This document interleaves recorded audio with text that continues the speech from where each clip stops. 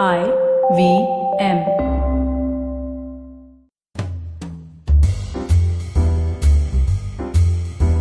Welcome to Absolutely Right, a show that celebrates and decodes minds of some amazing achievers. I am your host, Aditi Surana. I am a graphologist and a high-performance coach. Our guest today, Matthew Kressy, is the founding director of the MIT Integrated Design and Management Master's Degree Program, an expert in product design and development, and a dear friend of mine.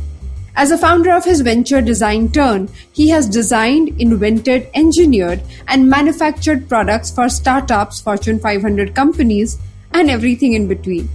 Entrepreneur turned academician, Matthew has co-taught collaborative courses at top design and business schools, including MIT, RISD, the Rhode Island School of Design, and Harvard Business School. In this free-flowing conversation, we spoke about many things. Why does he consider compassion of all the things as the most important quality in an entrepreneur, designer, or a person? According to him, when is it a good time to quit? How should you decide between resilience, which is your ability to continue the journey and bounce back, and giving up? And my favorite story, when Matthew couldn't find a job after his graduation from one of the top schools, RISD, instead of giving up, he applied for a job as a truck driver. Surprisingly, that one interview became instrumental in his journey as an entrepreneur. Check that one out. In today's episode, I discovered as a high performer, he showed a peculiar trait: the courage to continue without knowing, the courage to not know. He kept pursuing his ideas even when they caused friction, as he was swimming against the current. I can't wait to get this conversation going. He will join us on the other side of this short break. Stay tuned.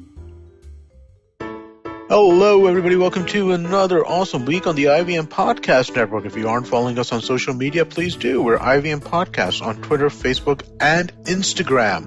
Speaking of Instagram, Niharika Pandey joined Cyrus this week on Cyrus Says. Niharika is the strategic partner manager for Instagram India. Great conversation about the plans for Instagram in India. Karanjit Kaur joined the guys at Uncle Please Sit. Another really interesting conversation about the patriarchy. On Advertising is Dead, old friend Suchita Salwan showed up. Suchita is the founder of LBB. Great conversation she had with Varun. Definitely do check that out as well. Tanvi Lad, who is a nationally ranked badminton player, was on the Habit Code with Ashton Doctor. Great conversation. I would highly recommend that. The Football Football guys are back. They've been back for a few weeks, but definitely do check out their latest episode. Great conversation they had. On Aditi Surana's Absolutely Right, Manju Sara Rajan was the guest, and again, a great conversation was to be had over there. As always, great conversations all across the board. Check out some of the other stuff like Smile India and Know Your Kanun and All Things Policy. All of them had fresh episodes this week, but with that, let's get you back to your show.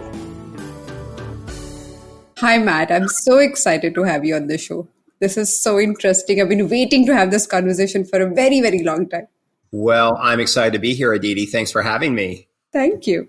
Now, when we speak about your journey as an entrepreneur, what are those things that you feel a new entrepreneur should keep in mind? Wow. Well, I think the first thing that comes to mind for me is the importance of creating products and solutions and experiences for people that meet their emotional needs. Okay. I think I was trained growing up, going through college and, studying with all these other people and practicing with people that we really were focused on functional needs. Does the product perform functionally to a certain specification?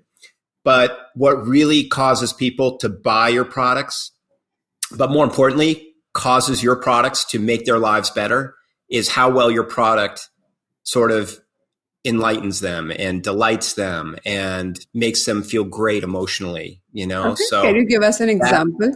Well, a classic example, I hate to use it, but like Apple products, Yeah. There are these products that perform a function, right?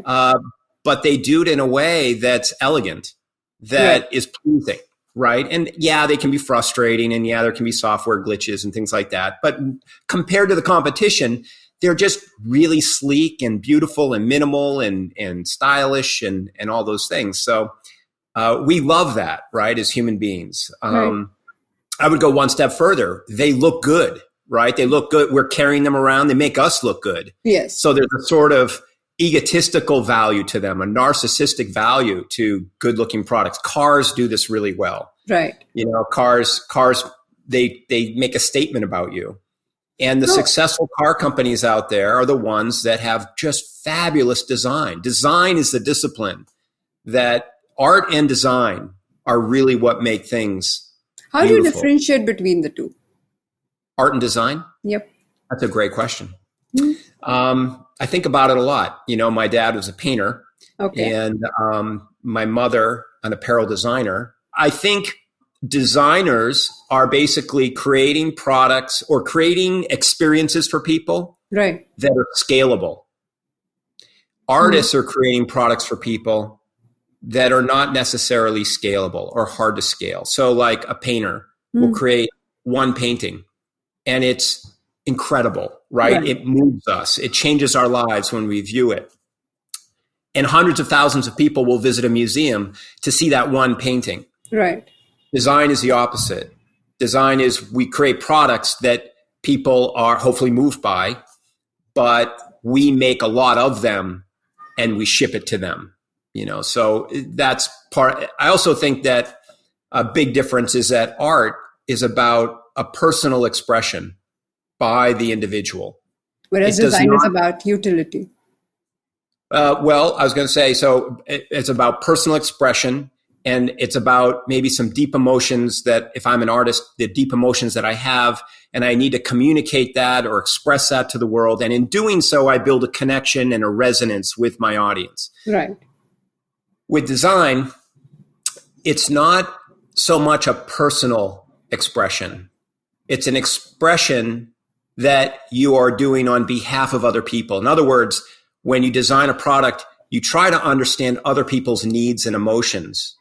You talk to them, you connect with your market, with your stakeholders. Hopefully you develop empathy and a relationship, and that you use to kind of advocate for them through that development process of creating that product. And I find that a very beautiful process. But at the end of the day, what you've got is a product that represents and expresses other people's needs, not yours as the designer. So it's not you expressing yourself and then building connection. You first build connection when it comes to design, and then you build your product to kind of match that connection or to serve on that. That's a great way of putting it. Yeah. And reverse that for the artist. Yep. Yeah. So what were your challenges? Like why product design? Like, what was it like your childhood idea of breaking the norms and not doing what people are doing and questioning everything that they're doing? I think, I grew up in this household that was very different. We didn't believe in traditional ways of learning, didn't really believe or have faith in academia, even though my father was a professor and very accomplished academically. So I just learned differently, and I chose my own kind of learning path, and that really upset my teachers. So I got terrible grades. Okay. But what I was doing was exploring my world. And in that process, I would take things apart all the time, always taking things apart. Then I started putting them back together. Then I'd put them back together wrong. But sometimes when I put them back together wrong, I liked it better than the original product, And that's when I started really going off the deep end, where instead of taking them apart in attempt to put them back together, I took them apart for the raw components. And then I would just build my own thing, all together. Wow. So I was doing that at a very young age. I had no idea what career was available that would allow me to continue that practice. Right. And so I abandoned it for the most part. I never thought of it as a career. I kept doing it. But I really was prepared to go into the fine arts. So in high school, I'd completed a year's worth of college courses because at the college my dad taught, which was part of the University of New Hampshire, and I was ceramics and photography and drawing and painting, and I was always playing piano and just very creative. Got to Rhode Island School of Design actually, I was rejected from UNH. I'll revisit that a little. I'll revisit that a little later. It's one of my greatest failures. When I got to RISD, I learned about a discipline called industrial design. And that's basically a bad name for product design. Sure. And I fell in love with it. It was exactly what I wanted to do. That's sort of how I ended up as an industrial designer. So I want to ask about those rejections, because when you're not somebody who can fit in and somebody who is constantly questioning, it's annoying for the people who are holding the norms, people who are the authority in making sure that everyone else follows the rules. Now, what were the challenges of that journey? After you figured out, that moment of love happened, and I think then you knew that, this madness has some space to happen. But what was before that? Well, it was, believe it or not, that was the easiest kind of part of me that didn't fit. That was the easiest to cope with. Okay. It was the constant belittling of me as a student by my teachers, the erosion of my confidence that occurs when your teachers are failing you or giving you D's or writing notes home to your parents. As I mentioned, I was very, very different than the other kids. My parents, we had a beautiful garden every year. My mother made all our foods from scratch. All our breads were handmade. Wow. She made my clothing, cut my hair. So sweet. Imagine that kid going to school. Yeah. With a bunch of kids who are buying all their clothes from, some big box retailer. Mm-hmm. They all are homogenized. There's a commonality to them. So I learned differently. I refused to kind of fall in line, to follow that, to believe in their lessons for me. I was ostracized by my peers because I was different looking, and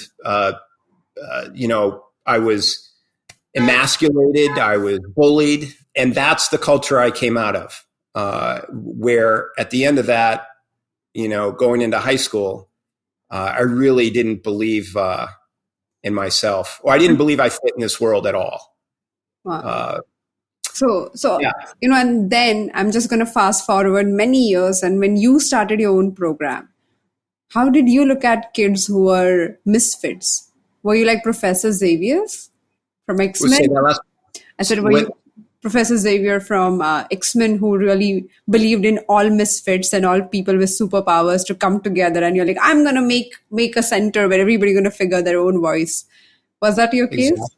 Yeah, it was. Well, it didn't start out that way. It started out with a very kind of clear pedagogy, right? A clear kind of curriculum that we were going to teach to empower people to become kind of inspired leaders, inspired creators, right? Of product and experiences and problem solvers. But what I didn't realize when I was given this opportunity to create the program, I was also given this opportunity to select every single student that's admitted into the program. And that was a big surprise. Why? And so you're not expecting yourself to do that? You thought someone else would do that for you? Okay. No, remember, I'm very naive to academia. I have no idea how it works. So as far as I'm concerned, I thought MIT, the admissions department of MIT, would select the students for the program. Yeah. I had no idea. Okay. Well, this was a huge opportunity. So first thing I did was basically design a process to admit students that would allow me to find those misfits around the world, those people that think differently, right? That have lived differently. And your passion for this is my fascinating part of your story.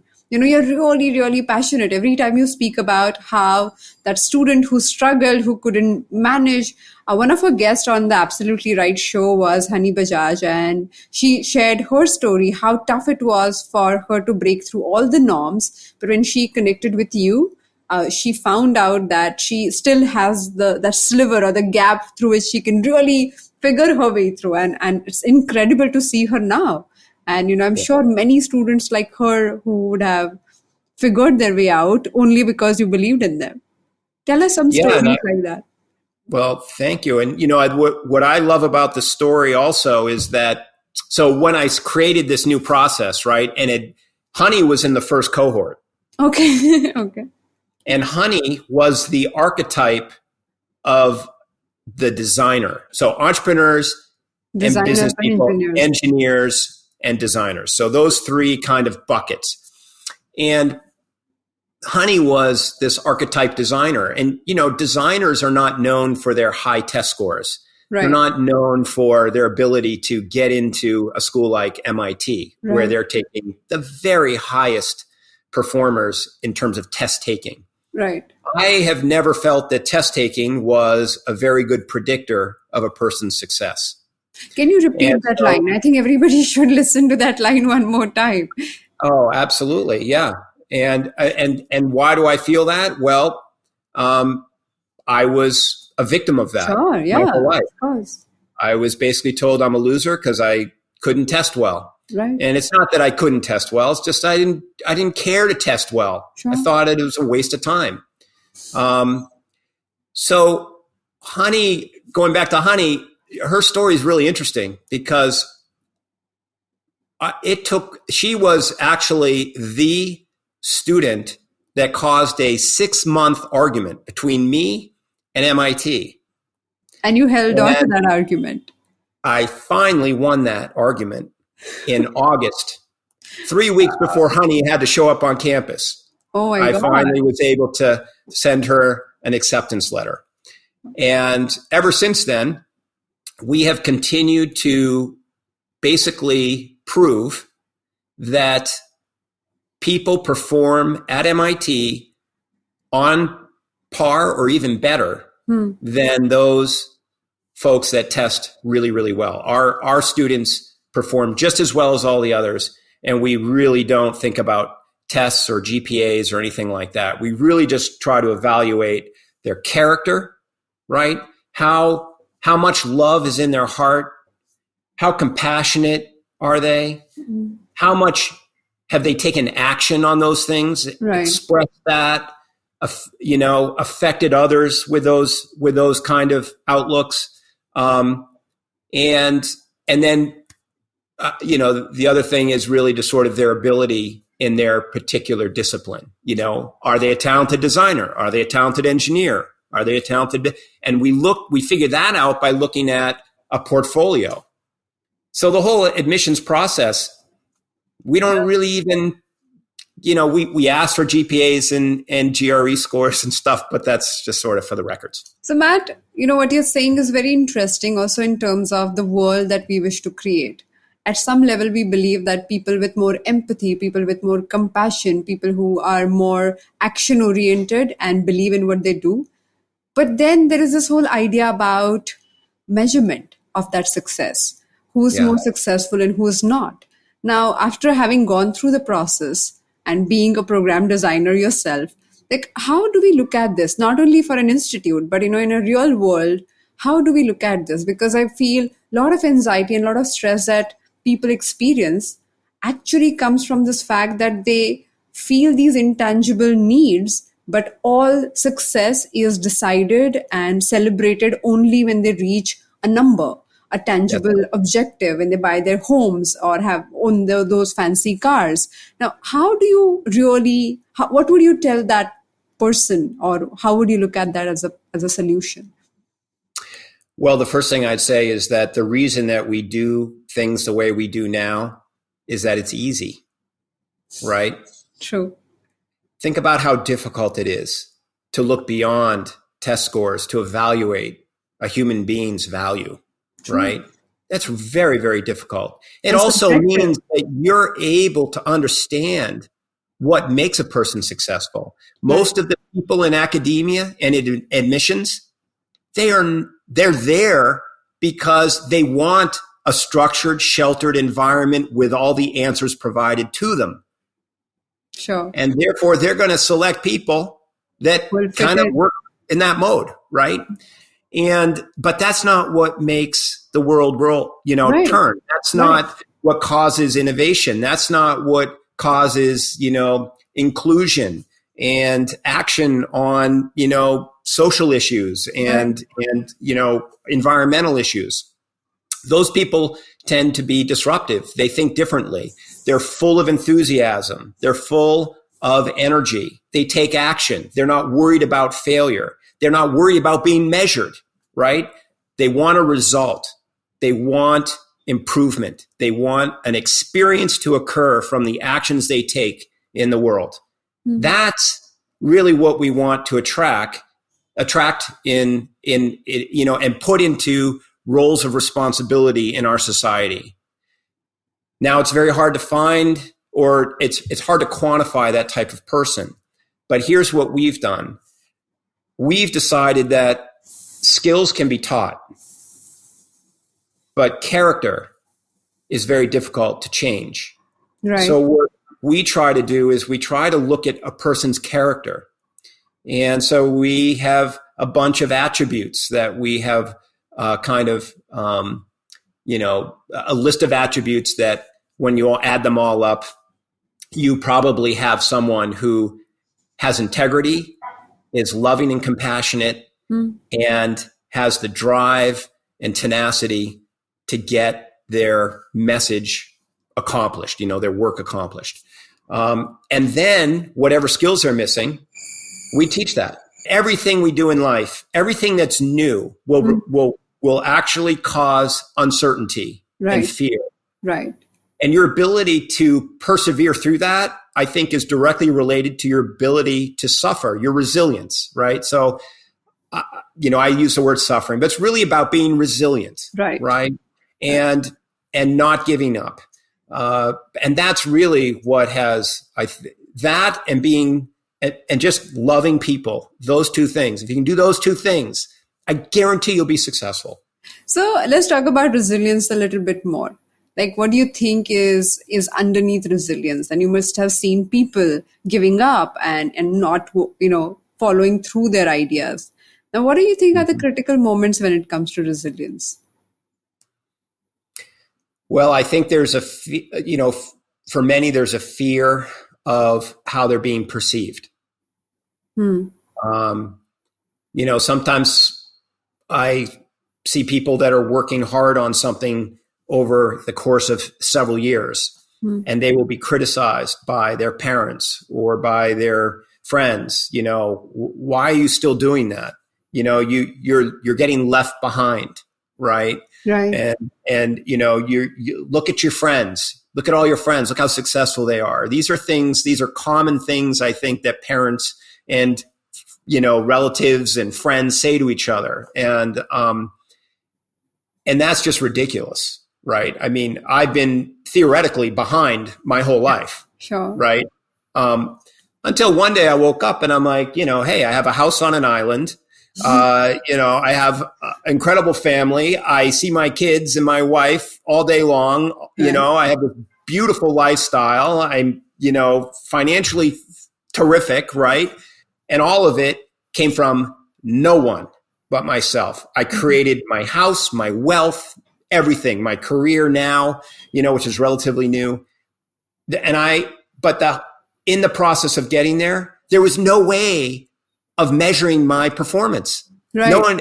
Many people are like, what are you doing? What are you doing? You're wasting your time. Matt, time to get a job. You got kids. You got to worry about blah, So Matt, let's take a moment and talk about this, because you chose actively to become a parent who would take care of your daughters, and you chose your entire career or work was built around your kids. So talk about that, because I think that's a very different approach to parenting. Yeah, no. So it wasn't the most mature kind of vision at first, but I'll tell you how it started. Okay. Because of my childhood and the way that I was treated, right? And because my parents were so important in my life, I knew at a very early age that my family and my kids were going to be the absolute first priority. Period. Okay. And that kind of clarity is actually quite liberating, right? Of course. And if we were poor, but loving and together and, flourishing kind of spiritually and fine. But that said, when I was probably about 20, I said, okay, my plan is this. I'm going to be independently wealthy by the time I'm 30. Okay. My first child will be born when I'm 31. Okay. With a and I will be okay. And I'll be a full-time father for the rest of my life and retire. Obviously. So you decided to do that at 21. You want to retire and take care of your child. That's all I wanted to do. Oh my God. Yeah, and so of course it didn't quite play out that way. Okay, what happened? Well, I got out of RISD and I couldn't get a job. So I went to Rhode Island School of Design. The acronym for that is RISD, right. RISD. Very fabulous art school in Providence, Rhode Island. Couldn't get a job. And my teachers didn't like me at RISD either, by the way. Okay. I was just this irreverent, independent thinker, wouldn't conform. Ironically, a few years later, they hired me to teach a course in a business school. I was getting That's a whole nother story. But I love them, right? It's like Hogwarts, right? Oh, it's a magical world that's disconnected from the Muggle world, this awful reality, right? Okay. It's a beautiful place to be. But I couldn't get a job. So I ended up becoming entrepreneurial. And I got a part-time job working in a furniture store, selling furniture. Okay. Yeah. The way I got that job. That would have been a tough one. Like after all your education, you're like, okay, I got to sell furniture now. Yeah. Well, it's even worse than this. It's even worse. So you know how I got the furniture job? I went to apply for a job as a truck driver. So I went to that company to apply with a truck driver. I go to this interview and I have my portfolio, and I walk in for my interview and the guy's like, all right, so do you have any felonies? And I'm like, no. He's like, is your license suspended?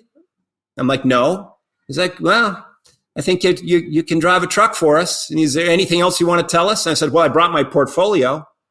He's like, what the hell's a portfolio? So I open up my portfolio. I'm showing him all my inventions, and I had a patent by then. And, and he's just like, okay, wait a minute. You're not getting the truck driver job. I'm like, you're kidding me. No. I need a job. And he's like, yeah, but wait here. And he disappears and comes back with this guy.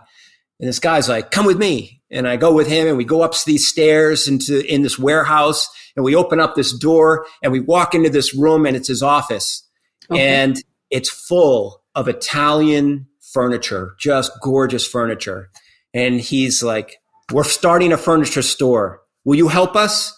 We'd love you to help design the place and, but we'll hire you as a salesperson. But there'll be lots of creative things you can do. So that was my first job. That person, his name's Neil Yanofsky, is a very close friend, a mentor, became a mentor. He also became president of Dunkin' Donuts and of Panera Breads and built Panera Breads to what it is. But long story short, Neil allowed me to sell some product, a clock that I designed in the furniture store. Oh, nice. And so I got some showrooms around Boston after that. Then I got some showrooms in New York City. And before you know it, I was in the clock business. And so I quit the job. That was your first business because you went for a truck driver's interview. Exactly. And so that's the moral of the story. You just don't know where your paths are going to wind up. But if you never give up, right? Don't give up on that dream, that vision, or what you're passionate about. That is the power in every one of us, is that unique individual path and being true to it. If you can sense it, and that can be hard to do, especially when there's all kinds of people talking in your ears about how you're on the wrong path. It's hard to sense the right path. So you have to learn to, and it's a quiet voice, that path. Yep. It speaks in a quiet voice. So you have to be very, very thoughtful about it. But quiet, but consistent, nevertheless. It keeps coming back until and unless you don't act upon it. That's true. That is so true. Yeah. So anyway, Being went from there, created a few other companies, and one was pretty successful. And by the time I was 30, what I was doing was I had built this house on the water. I had a studio in the lower level, about 1,200 square feet. I had clients that I was designing products for. Okay. I was manufacturing products for my clients in China. Flying to China, I just had a wonderful consultancy. Sophie was born when we were 31.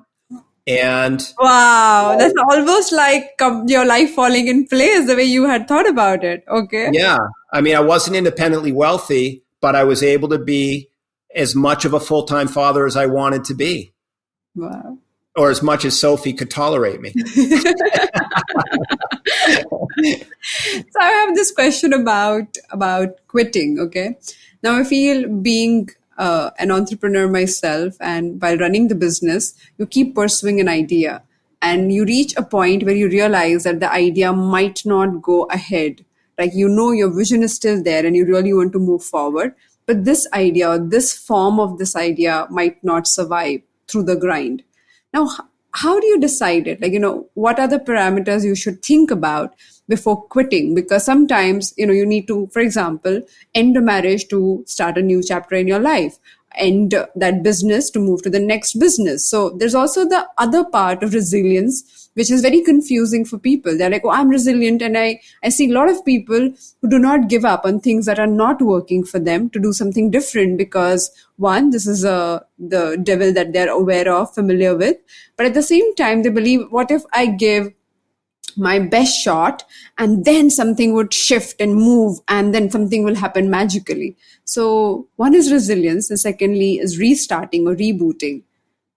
Can you talk about that? Like, how? Sure. That's a really great question. I've always been really, really good at quitting. And you've been resilient at the same time. So you're the right person to ask this question. Yeah. And the first thing that comes to mind is bike racing. So I'm a competitive cyclist, was semi-pro in my 20s. Wow. And in a bike race is this sort of event, right? It's kind of like a product. It's an experience. And back then, if I didn't feel I could win the race, 3/4 way through the race, I'd just quit. No one else would do that, but I would. I'm like, I got better. And people talk about it. No matter what happens, you finish your race. I've read so many articles and so many videos on that, right? You keep watching on YouTube, like you finish your race. You never stop there. Right. And so that was very different. And I was very different than the other competitors. It was really, I was in it for a result. I was in it to win. That's it. That's the only reason I was there. Didn't really much enjoy it. I was very scared. It's dangerous. You can get hurt. I'd crash. It's expensive, things like that. And I actually ended up taking a break from riding when Sophie was born for about 5 or 6 years. When I came back, I lined up with all these guys that I hadn't seen in 6 years. And they were like, they welcomed me back. I realized this is so special. I am with all these guys that train all week long, that shave their legs, that pour money into their bicycles, that put so much energy into this because we love this experience. We love this. Right. I hadn't raced in 6 years. I won that race that day. Really? The reason was that I was in the moment. I loved being there. I didn't want to quit because I loved every moment of it. I loved the suffering. I loved the guy in front of me. And if he beat me, I'd love him for that. Right. And when we came down to that final sprint, all I could think about was how much I loved turning those pedals over. And as a result, the efficiency of my pedaling was improved. It was just a magical experience that imprinted in my mind. And from that point on, my cycling was on a different level because I would go into that place in every race. Great example, man. That's like such an easy thing to connect to. And that's so true. So your willingness and your connection, like your love, I call it flirting. You have to keep flirting with your idea. And if you stop flirting and it becomes monotonous, then you know that's something you need to change, or you need to change the project. It's like, for me, that is like the guiding principle that, so I keep saying this every time I look at a handwriting sample, I blush. And for me, that is a sign that, oh, I still have the romance going with it. So here we are talking about your handwriting. So what questions would you like me to answer? So, okay, I do have a question. Yep. I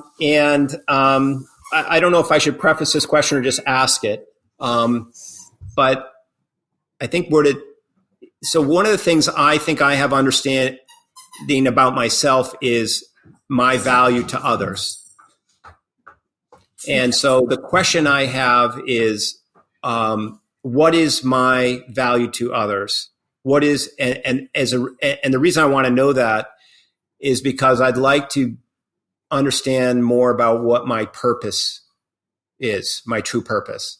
I think I know what it is, but I'm just not sure. I don't know how I resonate with others. I don't know, when we're talking right now, what is it that you're relating to in me? So what is my value so that I can continue to improve and augment that and not think about things that are superfluous? Sure. So every time you speak about value, and in a way you're also implying self-worth, the way you look at it and what worth people find in you. Now that whole idea and that whole dialogue is one, ever changing. And I'm going to give it a little intangible twist here. But the idea of self, Carl Jung said it famously. He said, the only purpose in life is to express every part of yourself. And that does not mean that what you know about you or what you're unaware of at this point in time, but that's a lifelong journey. You put yourself through different situations and how you tackle. So it's not the worth that can be experienced by others, but as you spoke about the experience while cycling, it's about how much your process of giving your 100%, your willingness, your authenticity, and your connection matters to you in the moment, creates the worth for the other person. So if you are not invested, if you are not fully present, if you're not interested, then the same experience won't be creating any connection. But when you are, even if you say 2 lines or if you don't say anything at all, the connection is extremely deep. And that's what happens in relationships. Most of the advice about how to be positive or successful is about what do you say to yourself. And I always disagree with that. I'm like, no matter what you say, which words you use, that's not going to help after some time, because how you feel and how authentic you are in that moment decides and in a way designs your entire experience. Now, you have been this person who questioned yourself a lot and questioned everybody else around you a lot. And that questioning for you is inquiry, which is a great thing. But when people look at it and if they find it is about you doubting them, then the connection that you build over the years suddenly, I can't say breaks, but it kind of goes through this phase or chaotic phase, I may say, when they think that you're doubting them. And this is where I feel the question comes from, because though you see the value in their life being built, you don't see that you find them not counting on that value. You constantly feel people around you kind of check whether they should or they should not. And that comes from the fact that you question a lot. Now, the difference between questioning and doubting is the probably the tone of voice or the intent behind it. Are you aware of it? No, I'm not. So you're saying that because I'm a critical thinker, you come across as a critical person.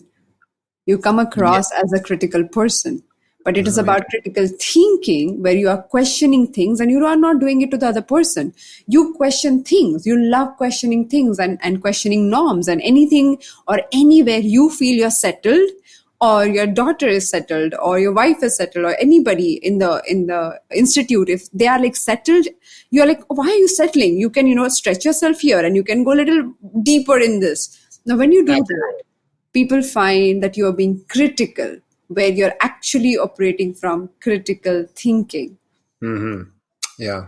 And this is where the gap is, because people look up to you and they want you to agree with them or admire them and, really praise them, which you do. But when you become critical in your thinking, and if they perceive you as a critical person, it's kind of a risky position, because your opinion matters and now you're not happy with them. So they feel Right. very uncomfortable. So I think your idea of self worth comes from there. Yeah. Interesting. Very insightful. Good stuff, Aditi. Thank, thank you. What else? What else can I talk about? Oh boy. Let's see. Let's see what I write here. Let's see. Am I on the right path? That's a tough question to answer for anybody. Like right path or wrong path can't be decided for a person like you who is committed to the process of walking. You're not technically, and I'm going to say this, you're not technically interested in where you go. You use your results as your goalposts to only align yourself so that you remain in the process. It's like, people who are football players, they want to make sure that they keep playing matches so that they keep doing their practice. So Right. the matches do not define them, but the matches actually allow them to stay put with their routine of doing the practice. So if you're on a right path or not, for a person like you, I would say the path is the goal. So for you, it doesn't matter where the path takes you. So as long as you are being as critical as you want, a non-conformist as you want, if you are really adding value every day, if you're touching lives every day, then actually doesn't matter to you what path it is, like going for the truck driver's interview. And after all these years, but I must say, looking at your writing, that quality about you of jumping in with both feet and not worrying about where the current going to take you has not changed. And I feel that takes some commitment to not change the innocent curiosity after, going through life and living through the entire span. You're still curious and you're still willing to, in a way, risk it all. Yeah, I call them adventures. I love going on adventures. Yes. And sometimes an adventure, just doesn't Anything. work out, And I think my appetite for that has not diminished yet. I suspect it will at some point as I get older or whatever. But right now, I'm still pretty thirsty for. And so, one thing I think about quite often is, what is that next adventure? Yep. I have every adventure that one completes gives you additional tools and additional abilities, right? And I think this last adventure with MIT has, because of the vast amount of suffering, there's a correlation between suffering and tools acquired. Yep. That's so true. And because people avoid suffering, they do not get their tools to upgrade themselves. It's almost like, oh my God, I don't want to go through this pain, and then I can't grow through this pain. And that's exactly where people get stuck up. True. Yeah. And the trick is not to go through so much pain that it crushes you, that you can't recover. Yep. So you can go through too much. You can suffer too much that it crushes your soul and you just can't get up and get going. So you answered my previous question. Sorry to interrupt you, but you're saying that, if your soul is getting crushed or you're feeling that this is not what I want and your heart is not there, then change your path and figure out and realign again. You are good. Wow. Thanks. That's beautiful. Okay, right? So I would like to, on the note of adventure, I would like to ask you last two questions of our show. First one is, we speak about failures, and you on your program detail have written this line where you say, we celebrate failures. My question to you is, which was your favorite failure and why? Let's go back to me getting into college. Okay.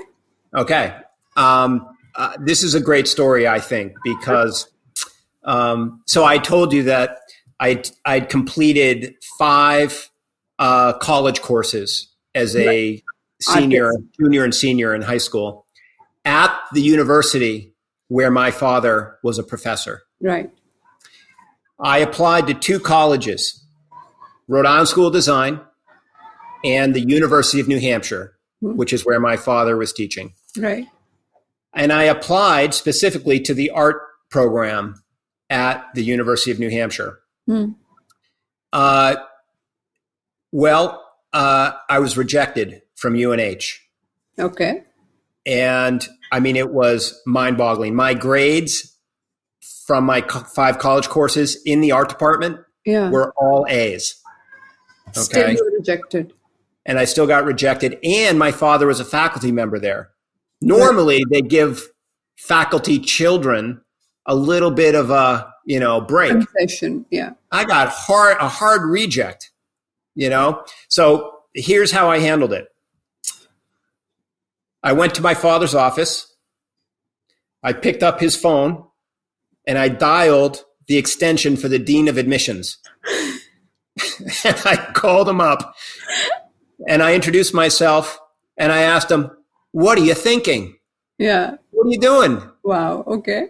My father created the Bachelor of Fine Arts program here. I got straight A's in all the courses I took. He says, "Oh my God, yeah, this is nuts. Let me look into it." Okay. So, and he called back my father a couple of days later and he looked into it, and it ends up that the art department at UNH was upset with my father at the time and they rejected me. So they didn't want you to be a part of the course. Yeah. Oh, okay. A few weeks later, I got into RISD. So it didn't matter because that was my first pick, obviously, right? World-class art school or kind of, state school, crappy art department. And you had done 5 programs already. So you knew that art program. Oh, yeah, I knew their art program pretty well. I mean, there's a few more complexities to this story, but that was a big failure that I love. I love that I got rejected from UNH. I love, especially now where I'm at now, as in my current role. And it's just this great example of how academia has it all wrong. So that's one. Okay. My last question of our show is, being the person that you are, and we've learned so much about your adventures. Now, there are so many moments where you make tough choices or go through this grind or go through this churn that you create for yourself more than anyone else. Now, do you have any mantra? Do you have any quote, any statement that you think about or you kind of remind yourself of while going through this? When I'm going through tough times? Yep. Well, I don't really, I actually developed a mantra for the first time in my life about 2 years ago when I went through a very difficult time with the program. Okay. And that really revolved around my role and how I perceive myself in that role and how other people perceive me in that role. Okay. And by that, I mean the students perceive me in a certain way. And that was very different than the way that I perceived myself. I saw myself as one of the misfits and that we are all here it's a miracle. We're all here together, sure. And you are no worse or better than me. And I'm no worse or better than you at any of this stuff. It's just all about energy and spirit and ability and to, and it's, I really believe, I don't believe in hierarchy. I don't believe in titles. I like, a more egalitarian approach to how we do things. But that's not how anyone else sees things. Sure. And if you're operating in a false reality, like I was, it can lead to massive disappointment, like just crushing sadness that I experienced. And I had to develop a mantra. And the mantra, ironically, was this. Matt, you've created a tribe, and you are the leader of that tribe. Mm. You're not part of the tribe. You're the leader of the tribe. And it changed the way I behaved. And it changed the way that I expected other people to express affection towards me. Sure. Because I felt a distance. I felt left out of this family that I'd created. I created a family, and yet I'm kept at arm's length. Can you imagine how that must feel? It was just very, very saddening. But once I came to terms, it took a very close friend of mine, an ex-student of all. And she sort of said, Matt, you're not one of the tribe. You are the chief. Right. And that's a difference. You've got to get that under your... So that helped me through that period. But on a day-to-day basis, when I'm experiencing difficulty, I really think of, I have a very strong belief in, I think, the energy of the universe, and I see love, at least that's the most simplistic word or form I can think of, but love to me is the energy that is universal. Sure. And so I try to develop empathy for people, even though they may be attacking me. And I look at things in terms of love and fear. And I develop empathy for those who are feeling fear, because I tend to feel less and less of it as I get older. So I have less and less tolerance for behaviors that are a result of fear. So what I try to do is get empathy for the fear and try to eliminate that fear in that person, which is very hard to do when they're attacking you. And the way to get rid of the fear is to love them. So you have to love someone who's attacking you. So that's what I try.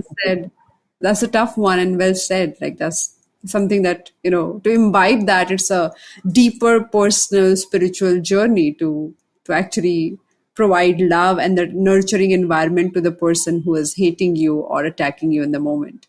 Yes. Yeah. But if you're good at suffering and a masochist, it comes pretty easily. No, no matter how easy you make it feel, it's not easy to in any way. So definitely. It's very hard. It's very hard. And, I get angry just like anyone else in that. Yeah. Thank you so much, Matt. This was wonderful. Thank you so much. Oh, my pleasure, Aditi. It was wonderful and just always such a treat to be with you in any way, digitally or in person. Yeah. Thank you. Thank you so much. So, on this note, thank you everybody for joining in for this episode, and we will see you soon. We rarely ask this question, to be or not to be, but we often ask, to quit or not to quit. Last week on the Absolutely Right podcast, episode number 62, I spoke about resilience, your ability to not give up, to bounce back from any crisis. We celebrate resilience and not caving in. But how do you know when is it the right time to quit?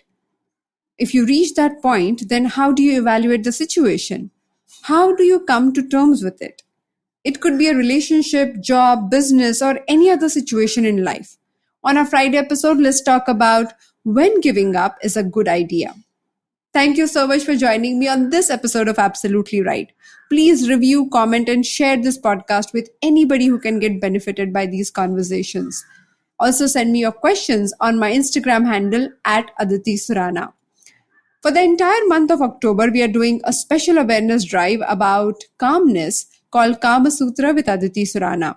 Every day for 12 minutes, I do a handwriting-based meditation process on my Instagram handle. All the details are mentioned on this link, aditisurana.com/Kama Sutra, CALM. If you like this podcast, then don't forget to check out other interesting podcasts on IVM Network. You can listen to us on the IVM Podcast app or ivmpodcast.com. You can also follow us on our social media. We are @IVM Podcast on Twitter and Instagram. Let's connect on Friday. Till then, happy writing.